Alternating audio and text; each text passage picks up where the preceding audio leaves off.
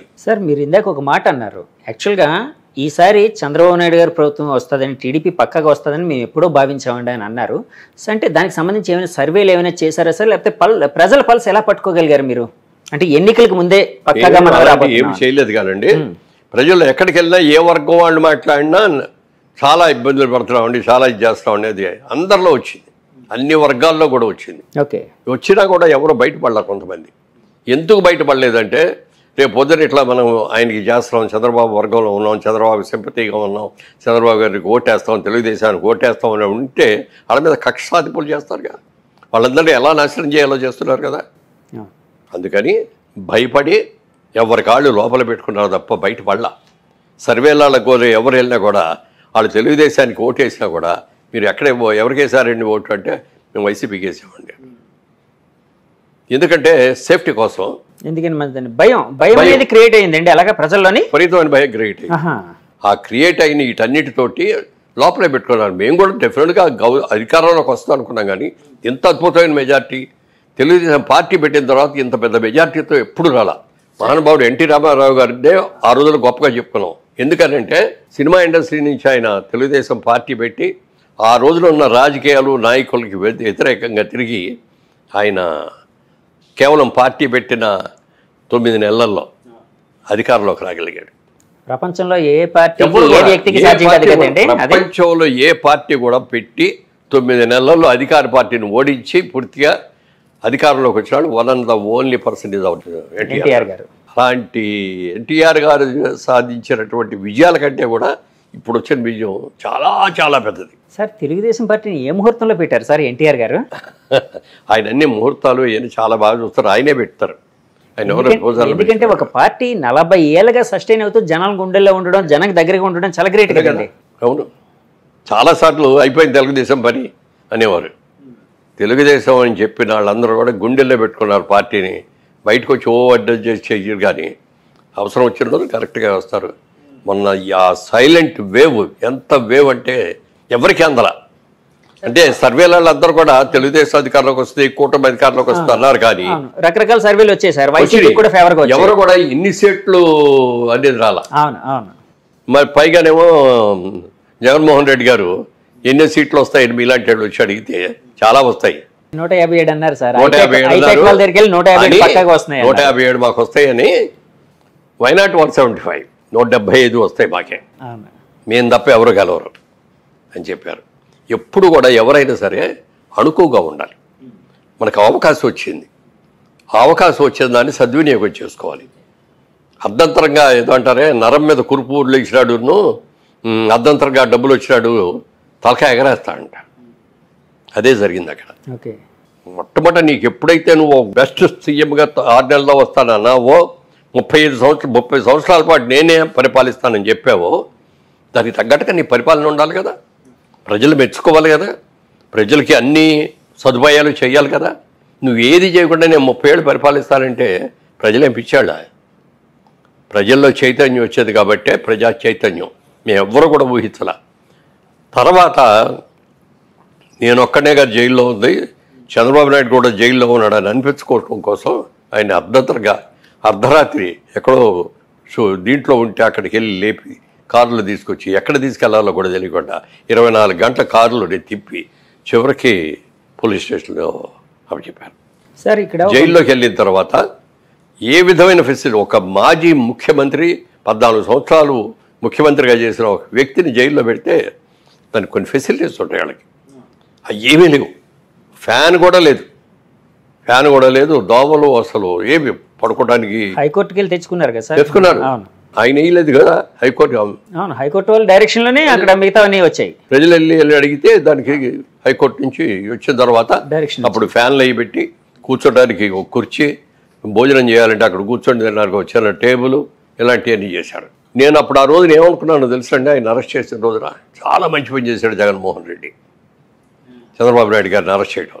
అందరూ కూడా దీన్ని బెయిల్ తీసుకొని బయటికి రావాలి ఓ తాపత్రయపడతా అంటే నేను మనస్ఫూర్తిగా కోరుకుంది ఏంటో తెలుసా, కనీసం 2 నెలల్లో 3 నెలల్లో ఈ జైల్లో ఉంటే మంచిది. సింపతి, ఎంత సింపతి పెరిగిందండి. ఇన్ని సంవత్సరాలు పరిచయం ఉద్యోగం చేసినా కూడా ఈ రోజుకైనా ఎవరైనా ఒక్కళ్ళు చంద్రబాబు నాయుడు ఈ తప్పు చేశాడు, అనే ఒక బ్లాక్ మార్క్ ఒకటి చెప్పండి ఇన్నేళ్లలో. కానీ వాళ్ళు ఆరోపిస్తూ ఉంటారు కదా సార్, చంద్రబాబు గారు కోర్టుకు వెళ్ళి స్టేలు తెచ్చుకుంటూ ఉంటారు, తన అవినీతి కేసుల మీద రకరకాల కేసుల్లో ఉన్నారు ఇలాగని ఆరోపిస్తూ ఉంటారు. అంటే వైఎస్ గారి జమాన్ నుంచి అది నడుస్తుంది, కాంగ్రెస్ జమాన్ నుంచి నడుస్తుంది. సో అందులో ఏమైనా నిజం ఉందా సార్? ఏమీ లేదు. అవి ఉంటే ఇన్నాళ్ళు బయట పడకుండా అట్లా ఉంటాయి. ఎవరైనా ఏదైనా దాయాలంటే 10 రోజులు దాస్తావు, 10 నెలలు దాస్తావు, 10 ఏళ్ళు దాస్తావు. కానీ ఇన్నేళ్ళు దాచలేదు కదా, ఎవరు దాచలేరు. ఓకే. అది అయిన తర్వాత విపరీతమైన సింపతి వచ్చేసింది జనంలో. చాలా మంది ఎనలిస్టులు ఒక మాట అన్నారు సార్, నేషనల్ ఎనలిస్టులు, ఈ ఎలక్షన్ మెయిన్ ఫ్యాక్టర్ ఏంటంటే చంద్రబాబు గారు జైలు ఉదంతం మెయిన్ ఫ్యాక్టర్గా ఎలక్షన్ డిసైడ్ చేయబోతుందని కూడా అన్నారండి. నిజమే కదా సార్? అది నిజమని భావిస్తారు? అదే కాదు, దానికంటే ఇంకా పెద్ద రోజు ఒకటి. ఏంటి సార్? కొంతమంది ఎమ్మెల్యేలు, పేర్లు చెప్పను, కొంతమంది ఎమ్మెల్యేలు చంద్రబాబు నాయుడు గారి గురించి, చంద్రబాబు నాయుడు గారి కుటుంబం గురించి, చంద్రబాబు నాయుడు గారి పిల్లల గురించి ఎంత చండాలమైన మాటలు మాట్లాడారో చెప్పడానికి లేదు. నీతికి నిజాయితీకి పెద్ద పేరైన ఎన్టీఆర్ గారి కుమార్తె ఆవిడ మీద కూడా ఇది పెట్టారు. అవన్నీ పెట్టిన రోజు చంద్రబాబు నాయుడు గారు కళ్ళెం నీళ్లు పెట్టుకొని ఇచ్చాడు. రాజకీయ నాయకుడిగా నన్ను విమర్శించాలని నేను లెక్క చేయను, నా కుటుంబాన్ని, నా భార్యని, నా పిల్లల్ని కూడా అవమానించారని చెప్పి కళ్ళెం నీళ్లు పెట్టుకొని మళ్ళీ నేను ముఖ్యమంత్రిగా వచ్చాను ఇక్కడ అడుగు పెడతాను లేకపోతే పెట్టని చెప్పి వెళ్ళాడు. సార్ బాబు గారితో ఇంత క్లోజ్గా మీరు చాలా ఒక 40 ఏళ్ళు అనుబంధం కదండి, ఎప్పుడైనా ఆయన ఇలాగ కన్నీళ్ళు పెట్టుకున్న సంఘటన కానీ ఇంటర్నల్ గా బాధపడిన సంఘటన కానీ ఎప్పుడు చూడలేదండి. ఎప్పుడు ఆయన కన్నీళ్ళు పెట్టాడు. చాలా గుమ్మనంగా ఉండేవాడు. మనసులో ఏదైనా బాధ కలిగినా కూడా ఆయన లోపల పెట్టుకునేవాడు. మన దగ్గర నవ్వుతూనే మాట్లాడేవాడు తప్ప ఏ రోజున నాకు ఇది పరిస్థితి వచ్చింది ఏంటని కానీ ఇంకోటి కానీ ఓకే, ప్రజా నిర్ణయాన్ని మనం గౌరవించాలి, ప్రజలు ఓటేశారు, గౌరవిద్దాం, అలాగే బెస్ట్ ఆఫ్ లక్ చెప్పేవాడు. కానీ మొన్న జగన్మోహన్ రెడ్డి గారు చేసింది ఏంటంటే ఓడిపోయిందని తెలిసిన తర్వాత మీ బట్టి ప్రెస్ వాళ్ళందరూ వెళ్ళి అడిగితే నేను ఇన్ని పనులు చేశాను, అన్ని పనులు చేశాను, నేను ఇంతమందికి డబ్బులు ఇచ్చాను, వాళ్ళందరూ ఏమైపోయారు, వాళ్ళ ఓట్లన్నీ ఏమైపోయినాయి. ఎప్పుడు కూడా ఒక నాయకుడు ఎవరన్నా ఓడిపోయినప్పుడు ఒకళ్ళిద్దరు అన్నారు అనుకో, అందులో కూడా కొంతమంది అన్నారు, కానీ ఈయన మాత్రం నేను ఇన్ని రకాలుగా డెవలప్ చేశాను, నేనేం చేసిన తప్పు, నన్ను ఎందుకు ఓడించారు అన్నాడే. కానీ ఎప్పుడు కూడా ఎందుకంటే బెస్ట్ ఆఫ్ లక్ అండి, ప్రజా నిర్ణయాన్ని మేము శిరసావహిస్తున్నాం అని కొత్త గవర్నమెంట్కి బెస్ట్ ఆఫ్ లక్ చెప్తున్నాం. ప్రజల్ని జాగ్రత్తగా చూసుకుంటూ మీరు ఏమైతే ప్రమాణాలు చేశారో, మీరు ఏమైతే ఇస్తామని చెప్పారో అవన్నీ కూడా ఖచ్చితంగా చెయ్యండి, గుడ్ లక్ అని చెప్పేసి అనుకోవాలి. అంతేగాని నేను అది చేశాను ఇది చేశాను అని కళ్ళెం నీళ్ళు పెట్టేసి ఇప్పుడు ఏమన్నా మళ్ళీ వెనక్కి వస్తుంది, ఎలక్షన్ రాదు కదా. తర్వాత ప్రపంచంలో ఎక్కడ జరిగింది ఇంకోటి జరిగింది. జగన్మోహన్ రెడ్డి గారు ఆయన 14 నెలలు జైల్లో ఉండి తిరిగి వచ్చాడు, బెయిల్ వచ్చింది. జనరల్గా ఎవరైనా ఒక్క కేసు ఉన్నాడు, ఆయన ఇన్ని కేసులు కదా, ఒక్క కేసు ఉంటే బెయిల్ ఇస్తే 1 నెల ఇస్తారు, 2 నెలలు ఇస్తారు, 3 నెలలు ఇస్తారు, 6 నెలలు ఇస్తారు, సంవత్సరం ఇస్తారు, అంతకంటే ఎవడు ఇవ్వడు కదా. ఈయన 18 కేసులు ఉన్నాయి ఈయన మీద. 18 కేసుల్లో నెంబర్ 1 ముద్దా ఎవరంటే ఈయనే. అలాంటి ఆయనకి ఎన్నేళ్ళు అయిందండి ఆయన బెయిల్ బయటకు వచ్చి? 10 ఏళ్ళ పైన అయింది కదా, 12 ఏళ్ళు అంత అయింది. ఇన్ని రోజులు అసలు బెయిల్ ఎవడిస్తాడండి? మేనేజ్ అది రాకుండా చూసుకున్నాడు అంతే. ప్రతిసారి ఢిల్లీ వెళ్ళినప్పుడల్లా ఏదో ప్రత్యేక హోదా తీసుకొస్తాడు, లేకపోతే ఈ డబ్బులు తీసుకొస్తాడు, అవి తీసుకొస్తాడు, ఇది తీసుకొస్తాడు అని ఆయన తెచ్చేది ఏమీ లేదు.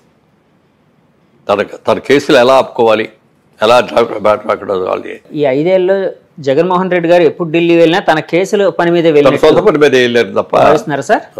సో ఇలాంటి ఫ్యాక్టర్లన్నీ ఆయన ఓడించాయండి డెఫినెట్గా. మరి ఇవన్నీ కూడా ప్రతిదీ లెక్కేస్తారండి. వాళ్ళ ఎన్టీ రామారావు గారు రాజకీయాల్లో రాకముందు మన ఆళ్లలో చూసుకుంటే ఓ 20% పేపర్ చదివేవారేమో, రాజకీయాలతో టచ్ ఉంది. 80% అసలు ఎవరికి టచ్ ఉండేది కాదు. అలాంటిది ఎన్టీ రామారావు గారు వచ్చిన తర్వాత ప్రతి వాళ్ళకిలో ఒక చైతన్యం వచ్చింది. రోజు మైక్ తీసుకెళ్ళి పెట్టండి, కూలి పని చేసే వాళ్ళ దగ్గర కూడా ధారాళంగా మాట్లాడేసేస్తారు. లేదండి, నేను చాలాసార్లు వెళ్ళినప్పుడు అద్భుతంగా మాట్లాడుతున్నారు, అద్భుతంగా మాట్లాడతారు. ఇద్దరు లేదు, రామారావు రాకముందు ఆ చైతన్యం లేదు ఎవరు. రాజకీయ చైతన్యం తీసుకొచ్చింది ప్రజల్లో, ముఖ్యంగా పేదవాళ్లలో ఎన్టీ రామారావు. ఆయన ఎంత నిజాయితీగా ఉన్నాడో అంత మించిన నిజాయితీతో చంద్రబాబు నాయుడు గారు కూడా ఉన్నారు.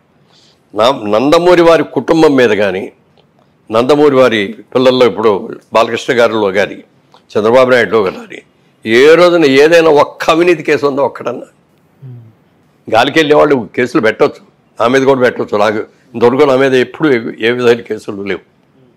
నీతిగా ఉన్నాం కాబట్టి, ఇన్నేళ్ళు బట్టి ఉన్నాం. రియల్ ఎస్టేట్లో ఉండి ఏమీ లేదు, ఇన్కమ్ ట్యాక్స్ డిపార్ట్మెంట్లో ఏ రోజున మాకు ఇది రాదు. అన్నీ కూడా పర్ఫెక్ట్గా కట్టేస్తాం మేము. అందుకని మేము మా మీదకి రావు. మరి అలాంటి ఆయన అన్ని కేసులు ఉన్న ఆయన ఇన్నేళ్ళు ఎలా ఉండగలిగాడండి? ఎలా మేనేజ్ చేశాడండి? ఏదైనా పాపం పడాలి, టైం రావాలి. ఇవాళ ప్రజలందరూ కూడా అది గుర్తించి అది తెలుసుకొని చేసిన తప్పులు తీసుకొని మనం యునానిమస్గా వెయ్యాలన్నారు. ఎలక్షన్ అయిన తర్వాత కూడా ఎవరు ఇంత మెజారిటీ వస్తుందని ఎవరూ ఊహించలేదు సార్. బాబు గారు ఏమైనా ఊహించారా సార్ ఇలాంటి మెజారిటీ? బయటపడ్డా ఆయన ఎప్పుడు అంటే మీతో, అంటే మీ నాయకులు మీతో కానీ గెలుస్తాం మనం అన్నారే తప్ప మనకి ఇంత మెజారిటీస్ వస్తాయి, ఇన్ని సీట్లు వస్తాయి అనేది ఎవ్వరూ అలా చెప్పిన ఏకైక వ్యక్తి కేకే. కేకే సర్వీస్. అవును, కిరణ్ ఎంత బాగా మరి ఇద్దరు తెలియదు కానండి. అతను కూడా కలుసుకోవాలని అనుకున్నాను. ఎంత బాగా చెప్పాడండి. లాస్ట్ టైం ఓడిపోయినప్పుడు జగన్మోహన్ రెడ్డి గెలిచినప్పుడు బాగానే ఇట్లాగే చెప్పాడు. అవునండి, ఆయనకి ఎన్ని సీట్లు వస్తాయి మేమే అనుకున్నాం.